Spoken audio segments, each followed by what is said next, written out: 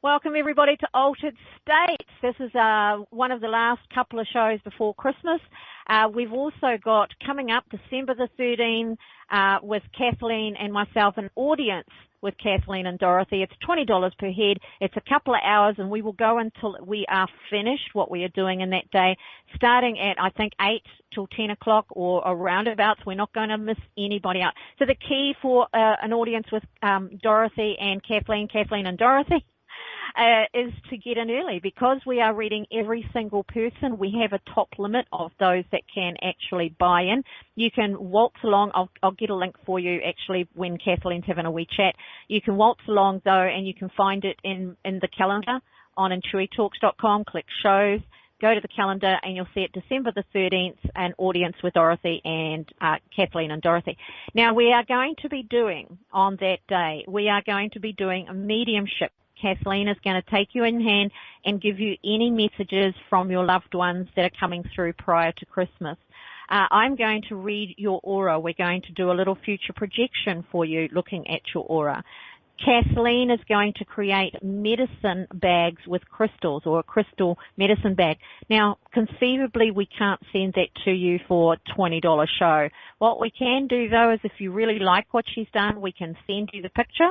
She's going to explain to you what the crystals mean and how the medicine bag works, and you can work it from the picture, or you can order it from her and she will sell it to you and post it to you, and you have to pay for that side of things. The other thing that we've got going is I'll be doing energy totems for you. Energy totems, yay! And so, again, the picture will be a takeaway. We'll send it to you. It'll be there for you to use. And then we're going to grand finale the whole event, and it is an event, and it's the only one for this year, especially the only one with Kathleen and myself. We're going to end it with tarot readings or card readings. The both of us are going to dive on in there. So we're looking to make it fun. We're looking to make it high energy, of course, because it's Kathleen and Dorothy, high energy, boo-hoo. And we're also looking to make it one of those experiences that you walk away from thinking, my God, that was good value. And so right now, without further ado, or for today's show, Altered States, we are looking at past lives, doing past life readings, and we will talk about our own experiences. And for here she is, Kathleen-Moore. Welcome, Kathleen. The sun this week. You have to say that again because it was bubble, bubble, bubble, then it came clear. I said you look absolutely vibrant tonight. Have you been out in the sun this week?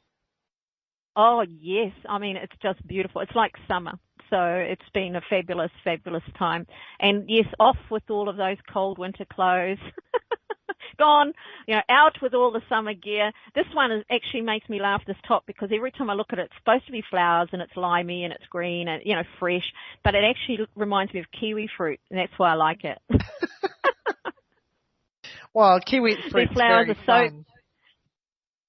Kiwi fruit is fun, and you know how I've said this so many times that it's called kiwi fruit. It's not called kiwi, right? So whenever Americans and Canadians say, I'm going to eat a kiwi, we all go, ah! You're like, unhand that kiwi. Unhand that kiwi. Like a little bird. Unhand that kiwi. Step away from the kiwi. That's right. And I get that same reaction when somebody says they're having Chinese for dinner. I'm eating Chinese for dinner. I'm like, leave the Chinese alone, people. I know they've got a huge population, but do we really need to eat them? So, yeah, so there you go. We're full of life. We're all full of life. So how's your week going and what have you been up to? I'm preparing. I have a large show this weekend coming up, so I've been just doing inventory and getting packed up to go for the show. And I've had this terrible flu,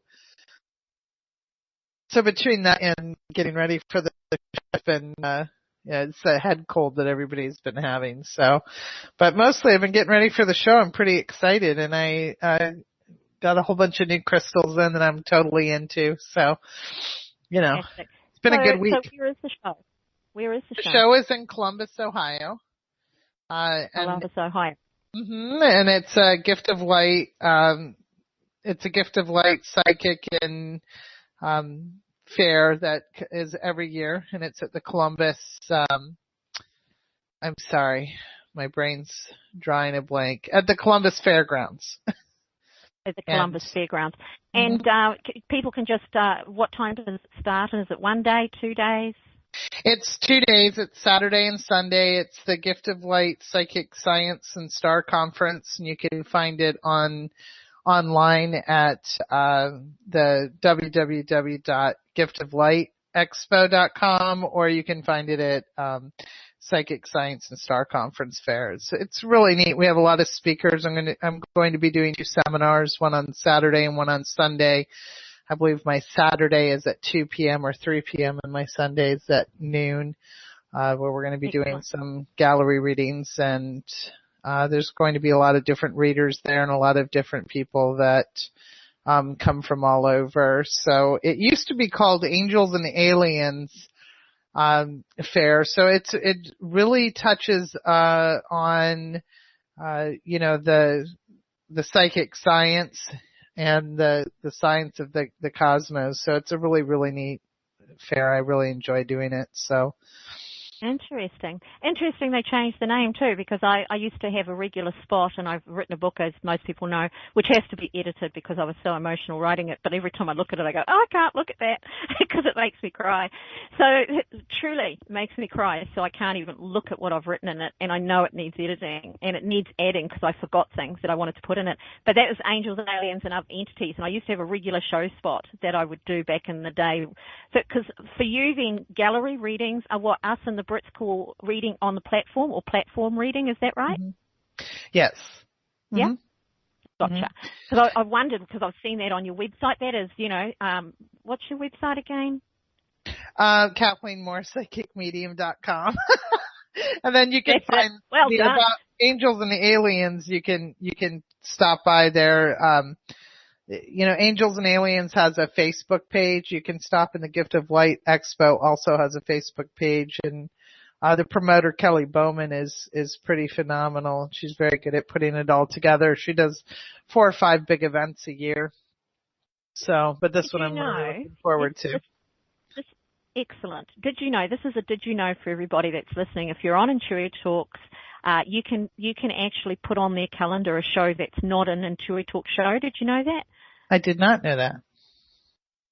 So you can go along and you can list it, and there's a part when you look down towards the bottom of the event page or the edition, it actually says, what's the address, where is this if it's not hosted live? And then you can put that in there and it comes up in the events for all of those people. So that's worth knowing, and that's worth putting out there for anybody that's got a show that they're going to, working at, want to share.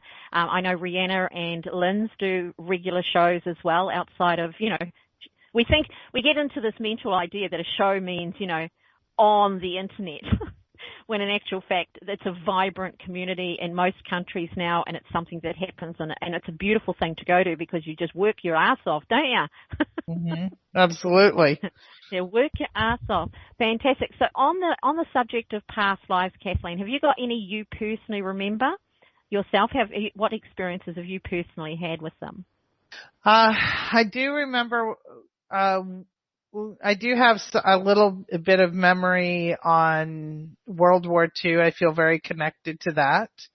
I feel very connected to the concentration camps. I feel a very overwhelming, powerful feeling of going to the gas chambers, but not knowing that I was going to. I felt I was very young at the time, maybe preteen. That is something that I really relate to. I also relate to a very ancient time. I feel I was an animal communicator or a medicine woman of sorts. I do feel that I was female in that particular lifetime. In the World War II, I felt I was a young male.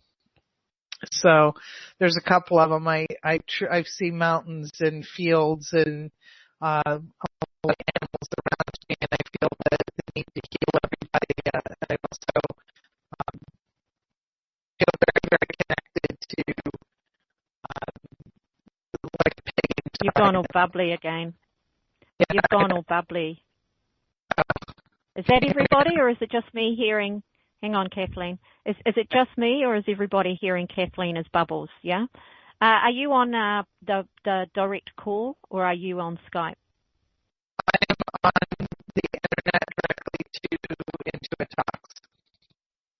How about, do you want me to bring you in on Skype?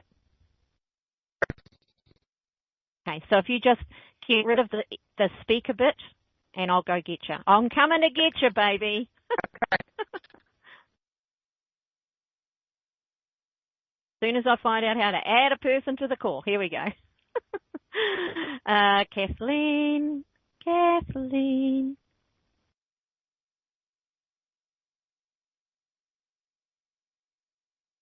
we go.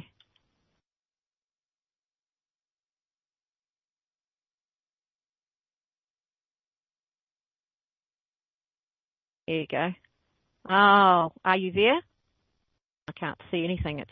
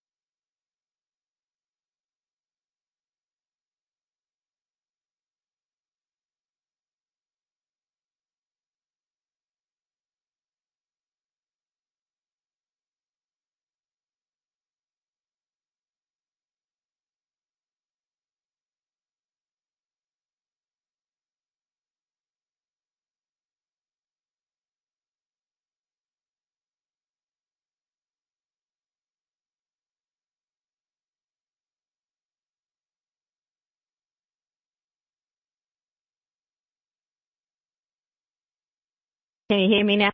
Can you hear me now? They can hear me now. What are you doing? Yeah. No, I'm good. I clicked into Kathleen and it says she's on the call, but I can't hear her and I don't know where she's. What are you doing? It was all good till that moment. So it's telling me she's on the call, but she isn't. So I'll see if I can do it this way. see if I can bring her in like this, call her Skype. Would you like to, So, no, it won't let me do it that way, but it says she's over here. Oi. Okay. Woo! That's her. I can hear you now. I can hear you now. You can all hear me. We just couldn't hear you. Do you want me to take off my microphone on IntuiTalks? I have it muted, but...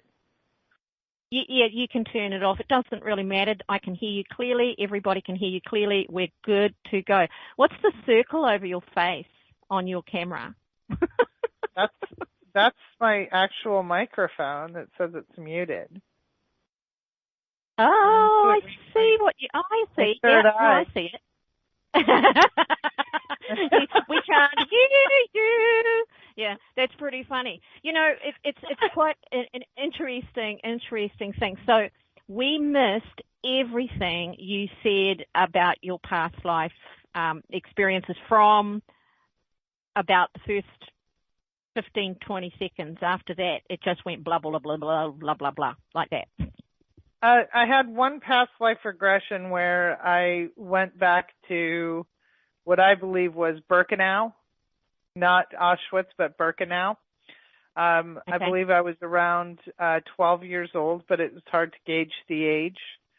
And I was a young Jewish boy, and I was ushered into the gas chambers. So I have a huge issue in this lifetime with scents, smells, being claustrophobic with huge amounts, with pressing people around me, not necessarily being in a small enclosed space, but more enclosed with lots of people. I have memory cells of a life as either a medicine woman or a naturalist of some kind that was an animal communicator, but that goes back hundreds of years. I feel very primitive. I don't recognize the language or anything like that. And then I have some memory cells to being hung, but I don't know in what capacity. So I have a horrible time with anything up this high up underneath my neck. Right. So down lower, I can wear a turtleneck and everything. It's when I have pressure up here or pressure up behind the ear, I actually get a little panicky, but that's about the one that I have the most experiences with is with Birkenau in World War II. I actually saw the name Birkenau. We walked a long ways. We were transferred from like a mountainous region to Birkenau. It was pretty intense. Mm. I think that's a part of what, especially people who are seeking the experience, there's a difference between being told and having an energy picked up and understanding whether it actually is connected or isn't connected to your current life, because let's face it, physiologically you are connected to your parents and your grandparents, and it leaves you an interesting potential as to their experiences or the experiences that they fully understand as well. So it's a grey area for me, but it's not one to be dismissed on any level. When I did my Seisha Master Teacher training, that's when I had a massive, intense experience. And when I got in touch with my teacher after a week of being really distressed, she said, oh, I suppose I could have warned you that can happen. I'm like, oh, yeah. And I had woken up one morning, and I was laying there, and I suddenly was not watching, not daydreaming, but I was it was an American Indian village, and there were another marauding group of men. There only looked to be, what I could see would be about half a dozen to a dozen of them, young warrior types. And our village was right beside a river, which I now know is to be the River of Rocks, by the way. But it wasn't rocks then. The rocks were I'd learnt that later. I was fascinated by the space, and I was really drawn to it. And as soon as I saw it, boom, all sorted, But in the meantime, a couple of years before that, I had seen this, and I'd been dragged there. It was over 3 different memories, and I had been dragged there. Literally, there was a leather thong around my neck, and an Indian man was leading me. And in my first, and this is about interpretive integrity.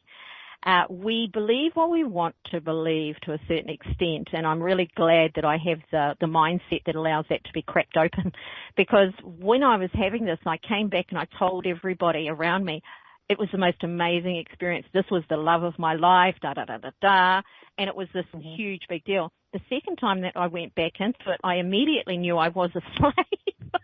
The rope around my neck was to stop me running away.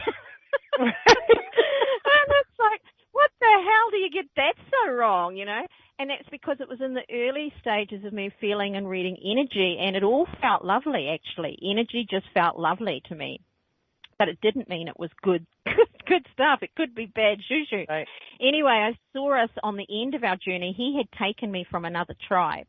And I saw the end of our journey, and I could see the teepees, literally teepees, maybe about 6 or 7. There was only a very small group. And it was in a bowl that came out into the river that we were camped. And then I was there, and I know it was easy at least 6 to 9 months later, because when I saw the second stage of it, which was the warriors that showed up, I had a baby. And I don't know if I was pregnant before I arrived there, or if that happened after. But the baby was going to be integrated into the tribe, whereas I would never be. I was an adult, whatever. Anyway, so that was okay. When I saw these guys, the next thing I could smell, it was like it was stuck in my nostrils for days. And this is days like I'm wandering around shopping in the supermarket. I could still smell smoke up in the back of my nose.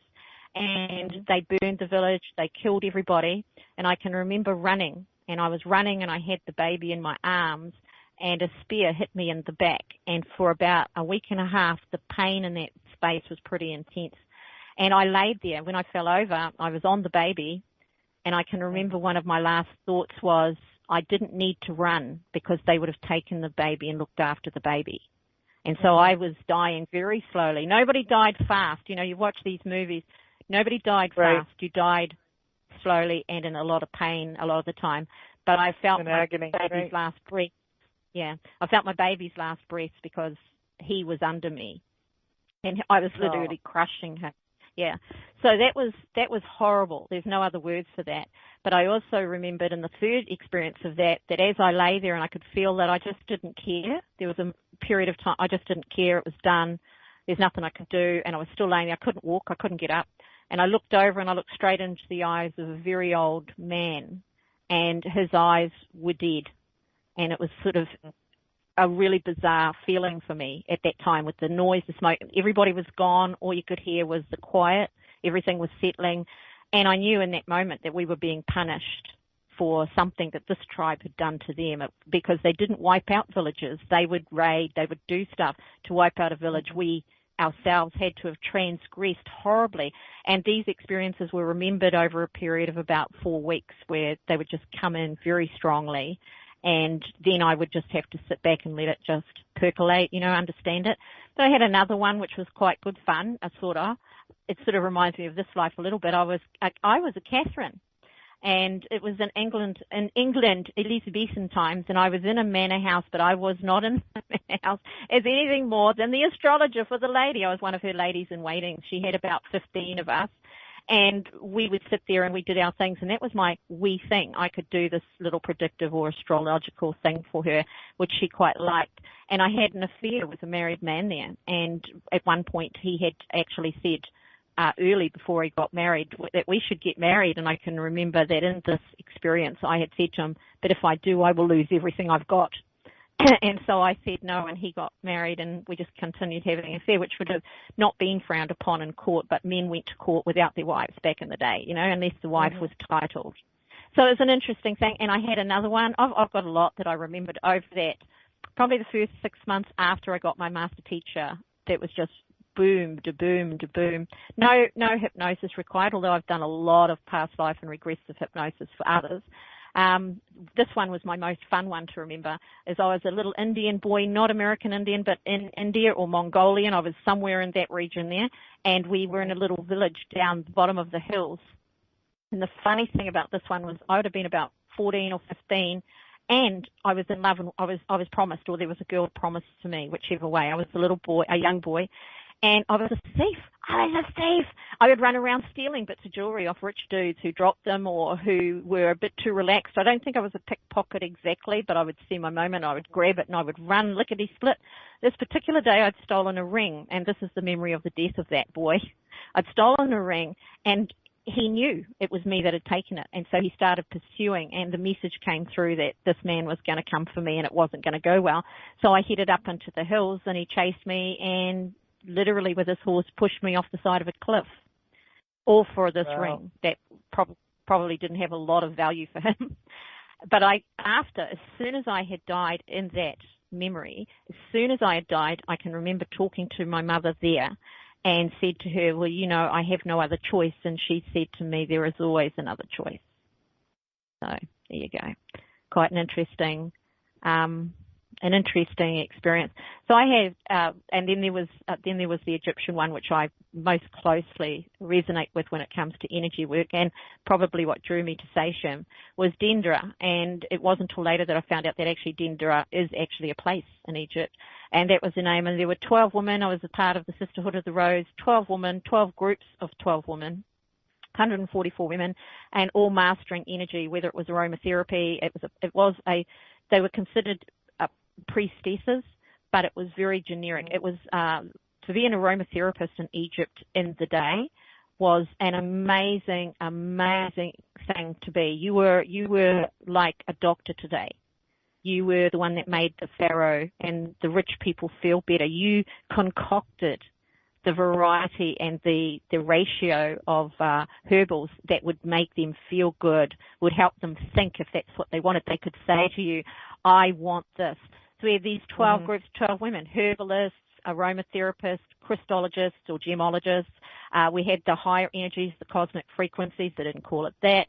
And so there were all of these energies, and each group would go and master each energy, and then they would switch to the next group. And so there was a teacher in each of these groups. And I can remember standing there when we'd all spent years and years and years doing our thing, standing in the middle, and there was a beautiful, I had a staff with quite a sizable crystal on top.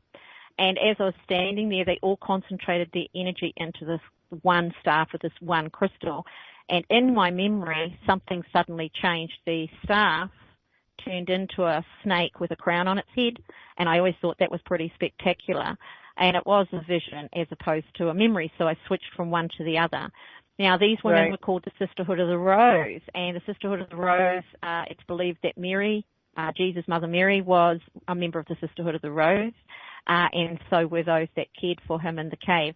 But it's not been so much a secret society as one that you are drawn to those frequencies. And in my first 3 or 4 years of doing attunements in Sachem, I would say that just about half of the women that came to me, I would see a block of color around them, and I would see the Egyptian area of mastery that they had already mastered in this lifetime, based on the fact that they had mastered it in a past lifetime. It was very interesting energy. So I really like that one a whole lot. So there you go. So it's pretty cool stuff, this past life thing. Now, we've got Mags on the line, so we'll bring her on and see what she wants to share with us, or whether she's asking for a reading, a past life reading. Mags, woohoo! Hello, can you hear me? When you're ready. Yep, got Hello? it. Okay, I wasn't sure if my son put it on mute or not. He usually has my headphones. I would like a past life reading, please. Excellent. Do you want to go first, Kathleen, or what? No, I'm going to bow down to you to go first tonight, and then I'll go after that. Bow down. Yeah, I was Dendera after all. It's pretty funny. Actually, you know, what happened there, before I jump in, what happened there was when we came out of our long sojourn, we were below the temples, by the way. We were below not the temples, we were below the pyramids. And great underground, you could walk for miles in these underground things. So we stayed in that. Before we went underground, there was an equality with the men and the women, which is powerful stuff. And when we came out, we found that the men had taken, and this is kind of this explains why I do things the way I do it now, which is pretty much open share. When I came out, the men had taken control and the women were relegated to a step or two back. And as a group, we decided that we could not let them have the spiritual nature of energy, because then they would have everything. And so this was ego. In my memory of this, I walked up and I sat beside a very powerful man and said, we cannot afford to let you have this, but we are willing to share it on our terms. And that set us above. It was ego, just saying, back then, power, power, power. It's all about the power. When I learned of this and when I looked into this, it set off a whole pace of teaching and meditation, which is about power. Where do we use it correctly? Where do we misuse it? And how had I been using it in my life? And I'm a beaten woman. I think most people know that by now. And, of course, the reason is I withheld power. I refused to give. I refused to give way. I refused to give over. I refused. So I was withholding power by not sharing what I had. So that's exactly behind me now. But Mags, the first thing I've got for you is I've got a very young lad, and the word is lad. He's Irish. I know he's Irish, and I also know that he works really, really hard. I've got a lot of firewood around him. I've got him working. It's a family situation, and then they bundle up all these, they almost look like twigs. Honestly, 8, 9, 10, and working full-time, full-on, and going into town. I can see another man standing next to you, and it's just pure hard slog. There's no quarter given. There's no generosity. There's no, you did a good job today. So it's just, this is expected. This is what we're doing. And I can feel the cold in your fingers and your hands, but there's no money coming to give you gloves or to give you something to help you be warmer. It's just expected that you put up with this. There's a coast beside you. I can see you living at the top of, it's not a cliff exactly, but it's a reasonable drop down to the shoreline, and it feels very rocky. It looks very rocky. With that, you had green eyes. You grew up to be a ladies' lad, if you like, and the girls did like you, and they liked the look of you. But again, there was no joy. There was nothing that you could learn to appreciate in that lifetime. It was purely expected. And then I jump all the way over to Germany, and I see you there. It feels to be very much on the border. And I'm looking, just so as we understand that, I'm looking at somewhere like the 12th to 13th century for that second life. And it's like it charged in behind that first one fairly quickly. And your circumstances are a little bit different insofar as, although I still see that country surroundings around you, I do see you able to be more of a tradesman, to be able of a slightly higher standing, bearing in mind 12th century, it doesn't matter what you do, life's a hard slog. Everything was about putting food on the table, everything was about warmth, everything was about light. Again, it wasn't quite as joyless as the first experience, but it wasn't exactly exalted either. It wasn't like today where you go to work, you go and you play, you go to the beach, you do stuff. Your whole life is within a 5-kilometre radius of your home. But what I do know happened to you there is I get the feeling that you had been married, that you got married, and you might have been a man again, by the way, that you got married. And then after maybe there's a couple of kids thrown in there, and then you just disappear. And I'm not sure what happened to you there, but I've got you just disappearing, and everybody feeling like you ran off or you died, but they didn't know which. For yourself, though, I've got a feeling that you did actually die. But it's an interesting thing, isn't it? Because I don't get murder or anything horrible around that. You might have fallen off a hill. You might have got too cold. Who knows? You might have had an accident, broken leg, and couldn't get out. There's all sorts of things like that. But the interesting thing that's different to today is nobody really knew. You weren't found. Nobody knew what happened to you. So you were off the beaten track in some way. So I thought that was a bit interesting as well. And then I get the first female experience for you. The first female experience is very Greek. It's in Greece, as in, not Greek, but Greece. It's in Greece. And I've got you being quite pampered there. So it was easy for you to throw a little tanty if you didn't get what you wanted in that lifetime. And your father, I believe, would give you anything. I can get the feeling of a husband around you, but he's still kowtowing to your father. So he was a bit of a power man. He had things going on. That can lead to resentment in later lives because we sort of feel like we deserve something maybe more than what we've got, even if what we've got is as good as we can make our lives. It's an interesting energy to bring forward. And I've got a drowning as well, which is much later, but we'll stop there. For anybody else that wants to call in for your reading, we have a number. Oops, that's not it. It's up there somewhere. Go find it. Yeah, Stephen, it's the phone number's the same. Yeah, The phone number's the same. It's IntuiTalks, right? So you should have that if you've just come in, because I've got to scroll all the way back. The phone number is 631-353-4342 and enter 73203. And take it away, Kathleen. Now, it's funny that well, not funny, but you mentioned drowning, and that's what I connected with. I did see that there was a feeling of not being able to get your breath or not having control, but I see it more of a river or a creek, and that's where I see there was, but I feel it was a flash flood. I don't feel it was anything about swimming or getting caught up in anything. I think it was a flash flood and you were living right off the banks there. I do see that as a female, though. I do see you as a female in that lifetime. And I do see that it was homesteading, like you were trying to clear an area, you and your husband, and there was 2 boys that were around, but the flash flood took your whole family out. I think you probably have great fear in this lifetime from that. It's not necessarily that fear. I think you have the fear of losing the family, of not having control and being blindsided and everything being wiped out, because I do feel that flash flood wiped out your whole entire life. And you knew that's what was happening. So I think anytime you can't get your breath or you see these floods or tsunamis or anything that has to do with natural disasters with water, I feel you tend to really connect to, and you get very emotional. Katrina was probably absolutely horrible for you to see or connect with in any way, shape, or form, because it was really like I feel the panic of get out, get out, get out, you have to get out, you have to get out, the water can take you. So I feel that you probably have some fear when it comes to flooding, not necessarily to swimming or water, but flooding. I do think that you constantly worry about, do you have children in this, do you have children? Yes. Okay. Did you constantly worry about losing them when they were young? I feel your boys, the 2 boys in that lifetime, were very, very young, and there was nothing you could do. You felt completely helpless. Not the 2 I have now. Okay. Yeah, like I feel that there was a real rush, and your husband, you were trying to work the land, you were trying to stay close to where there was a food source, and I believe there's a flash flood. I see a wall of mud as well, and that's why I think it was a creek or a river.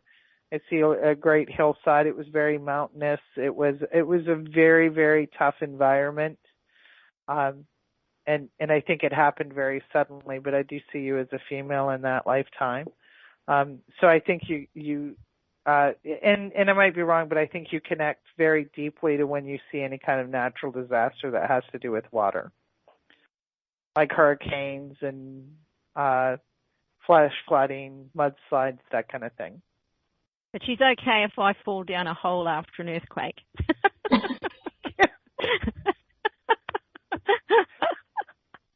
No. Staunch. No, I'm playing. Do you have 2 boys in this lifetime?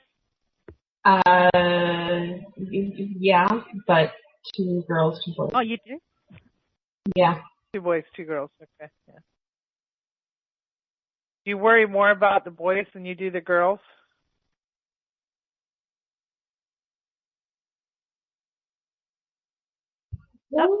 I don't know. I think I worry more about my 14-year-old.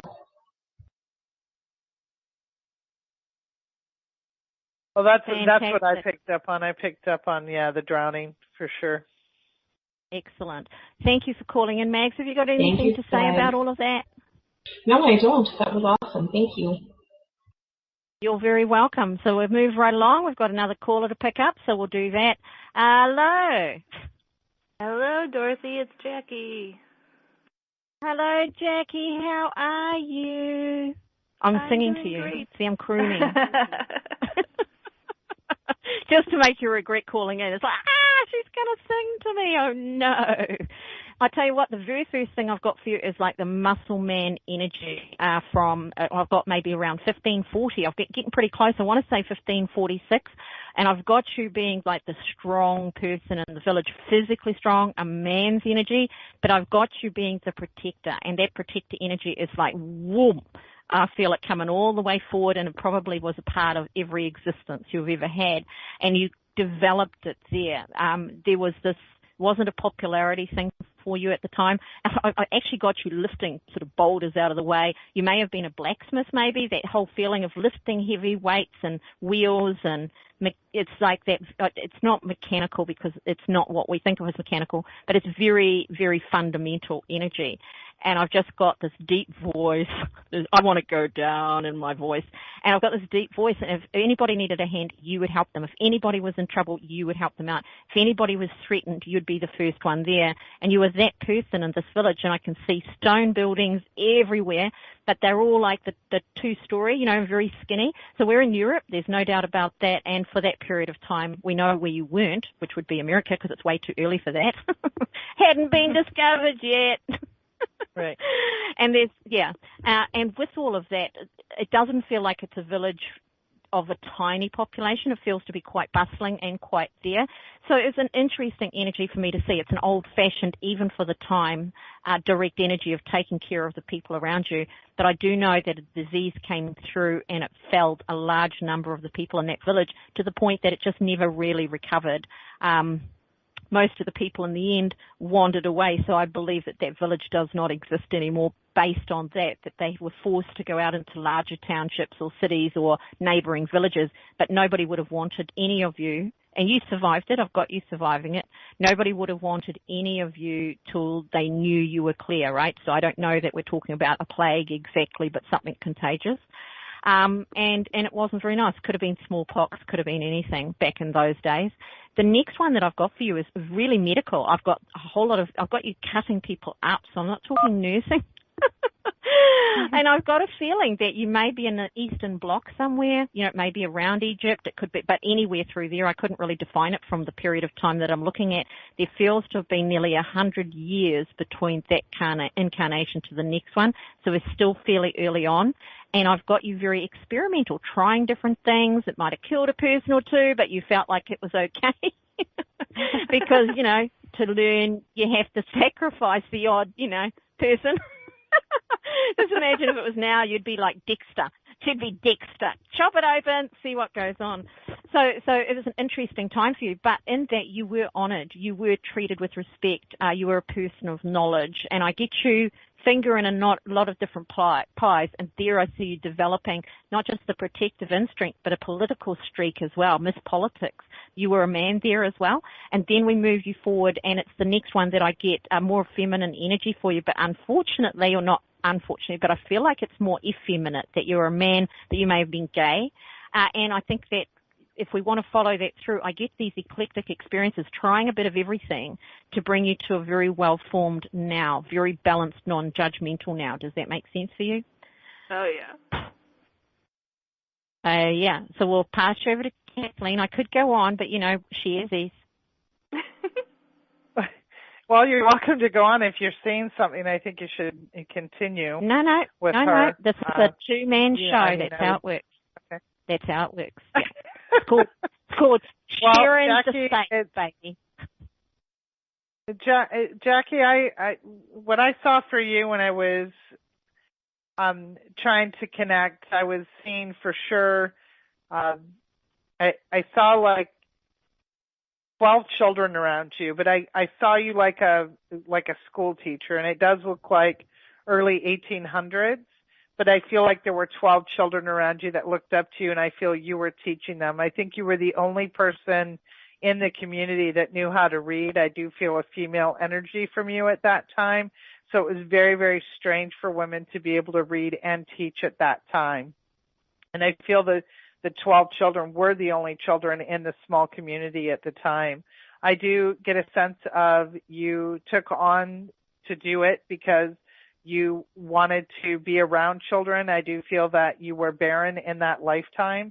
So I feel that that is something that you wanted to help the children of the community, and it's how you contributed. I do feel that you were widowed at a very, very young age in that lifetime as well.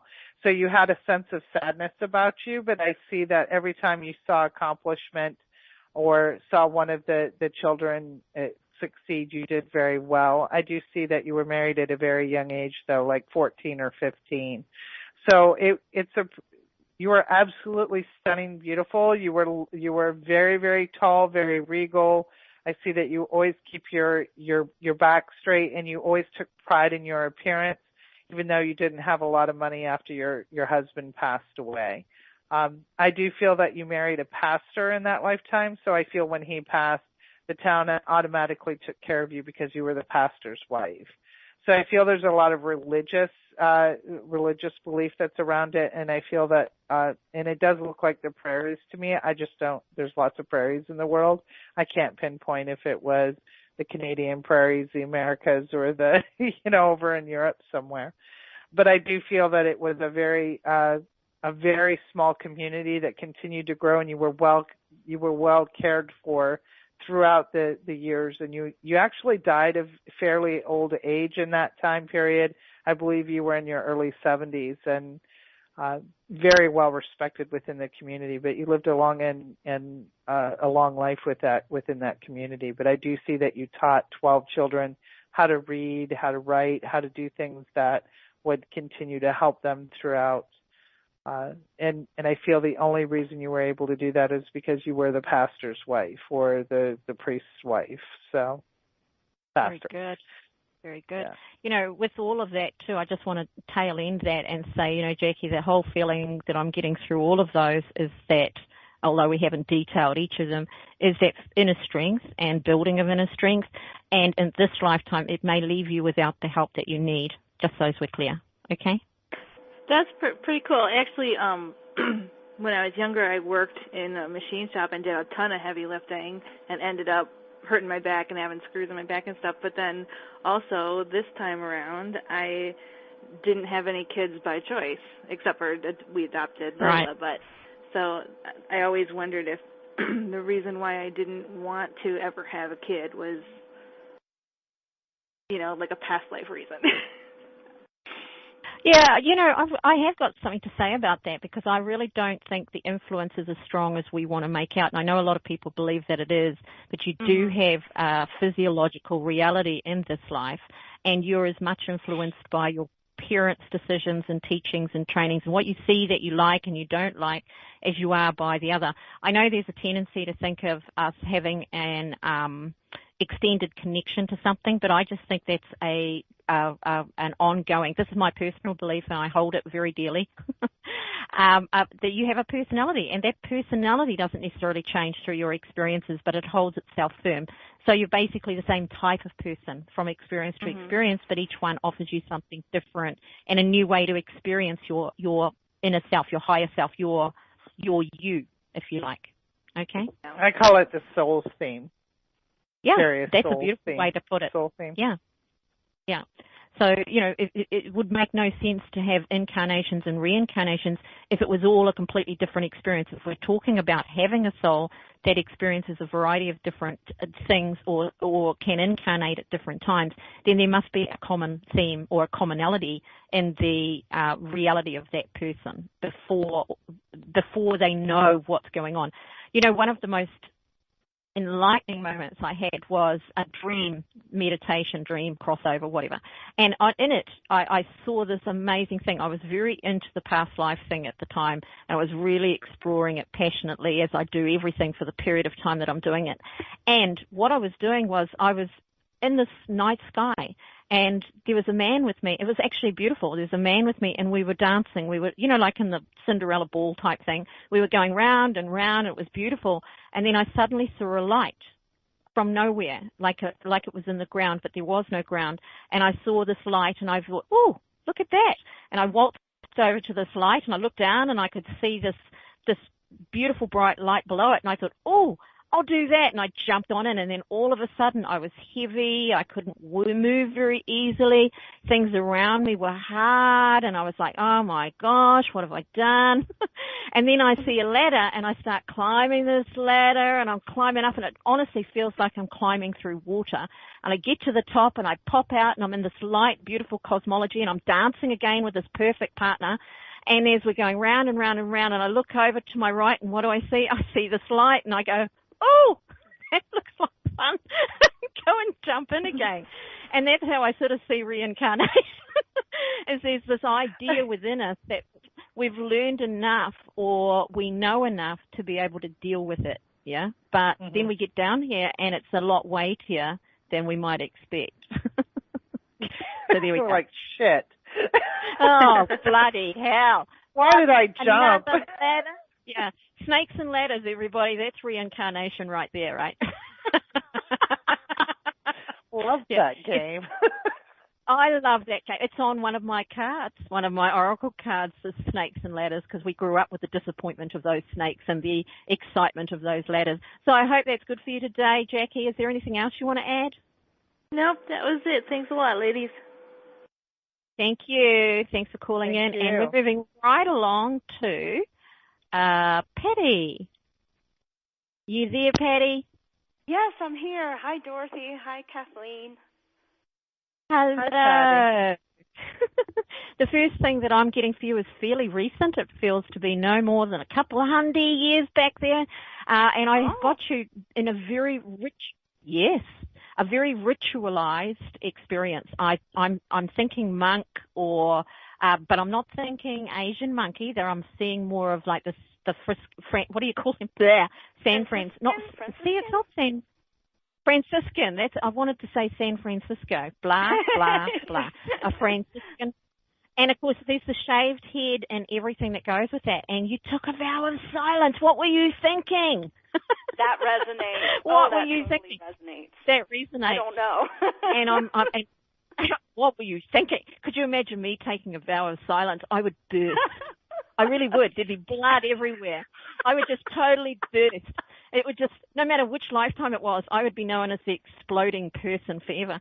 So I've got you in this very ritualized living, and it's so quiet and it's so cool, and I can just feel the rock walls all around me, so I don't doubt that you're in a monastery. But it's so nice.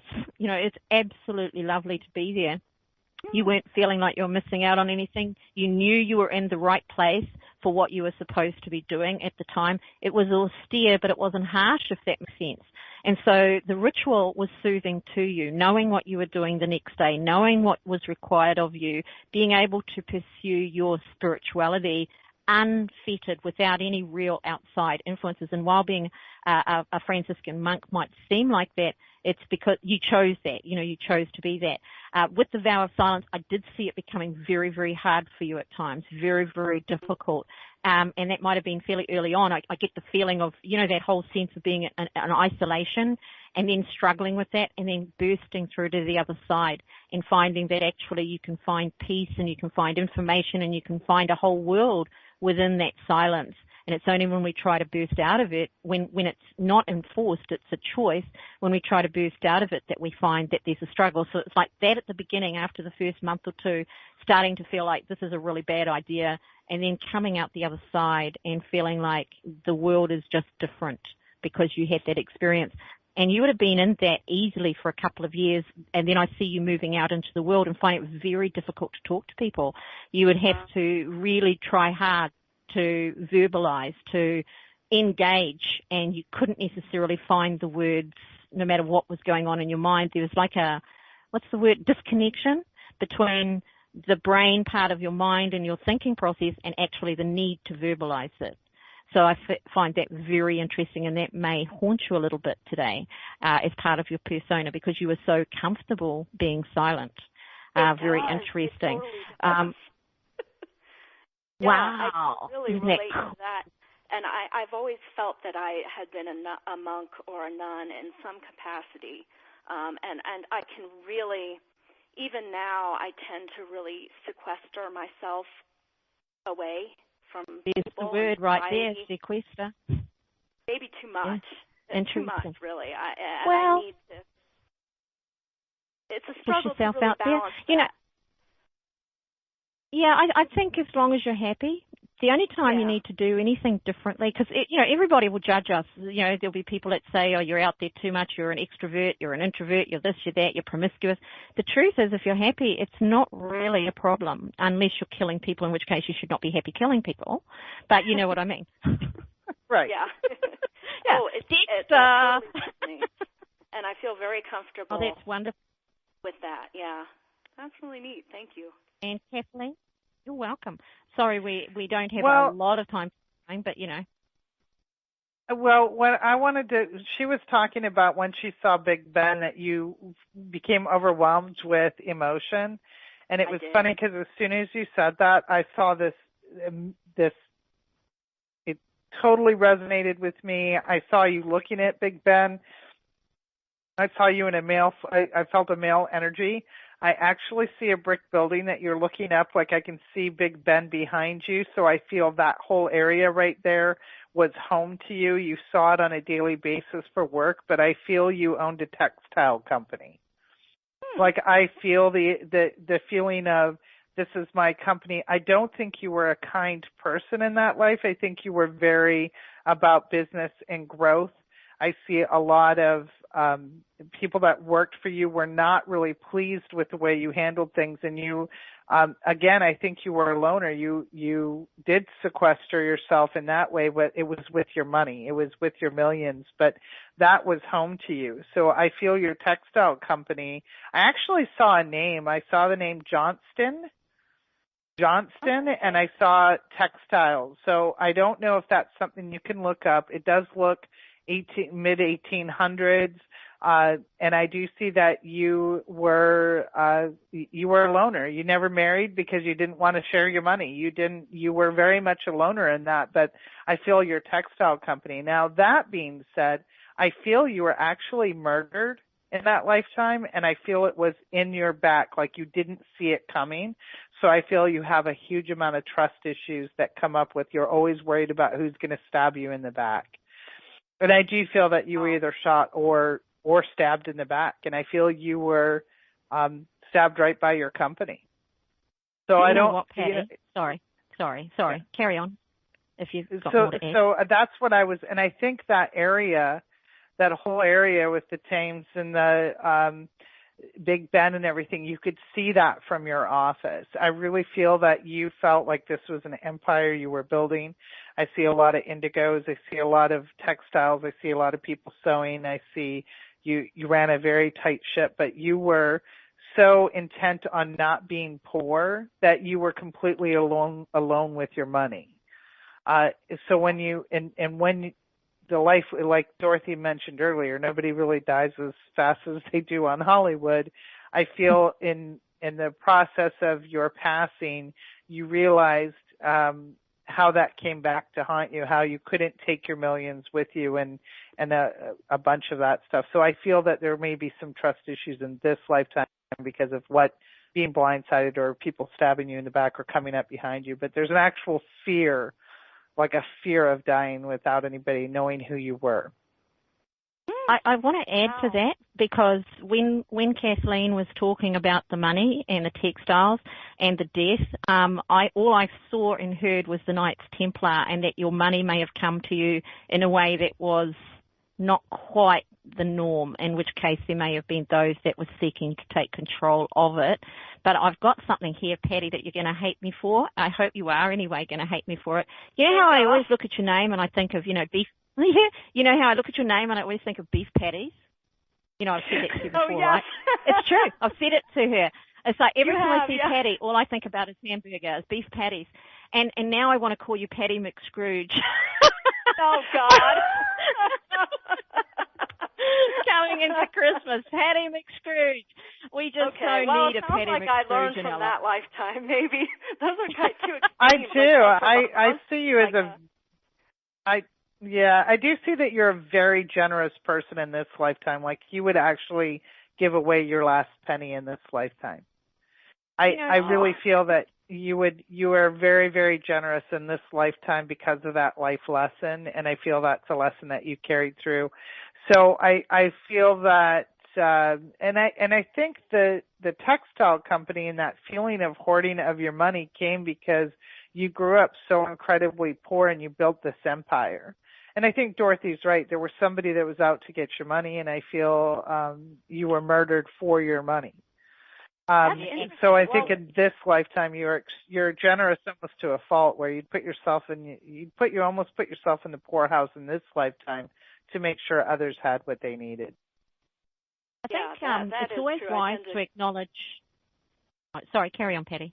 Oh, sorry. Well, actually, you mentioned the Knights Templar, and that does kind of ring a bell for some reason. So when I can explain, because I did those shows, those historical shows, when I was researching the Knights Templar, one of the things that came up, and of course I've had them come up a few times over the years with different readings and things, and one of the things that happened there was their money got taken to Europe. It was filtered throughout the world. They were the first bank in the whole wide world.